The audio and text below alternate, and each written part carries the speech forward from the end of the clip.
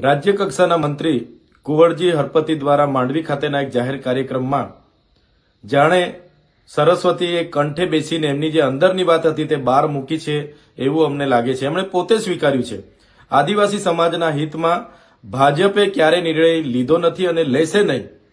આ એમનું નિવેદન જ સૂચવે છે કે એમના અંદરની વાત હોટે આવી છે, હૃદયની વાત હોટે આવી ગઈ છે.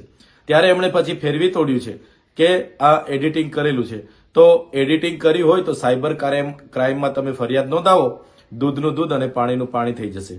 એમણે બીજી વાત કીધી છે કે ચૈતર વસાવા આનંદ પટેલ વિધાનસભાના ગૃહમાં બોલતા નથી, ત્યારે એ સમગ્ર ગુજરાત જાણે છે અમે વિધાનસભામાં લોકહિતના કેવા કેવા પ્રશ્નો ઉઠાવ્યા છે.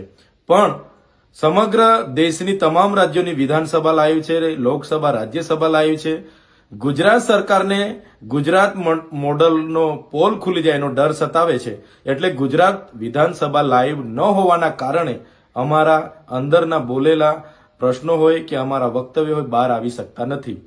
એમણે જે અમારા પર આક્ષેપો કર્યા છે ત્યારે એમને હું વિનંતી કરું છું કે તમારી સરકાર છે, તમે ટ્રાઇબલ સપ્લાન માંડવી, સોનગઢ, વાંસદા, ડાંગ, ભરૂચ અને નર્મદા જે તમારા લાગતા વળગતાની એજન્સી વીર એન્ટરપ્રાઇઝ, લાલા રેફ્રિજરેટર અને સંદીપ શાહ, દિવ્યેશ શાહ અને જીતેશ શાહની જે પણ કામગીરીઓ છેલ્લા 5 વર્ષમાં થઈ છે, જેમ કે ટેરાફિલ, બંક બેડ, બાયોગેસ, ડુઇલ કિટ જેવી તપાસ કરાવો તો 5 વર્ષની કામગીરીમાં હું ચેલેન્જ સાથે કેમ છું 2000 થી 2500 કરોડનું કૌભાંડ તમારું બહાર આવે છે.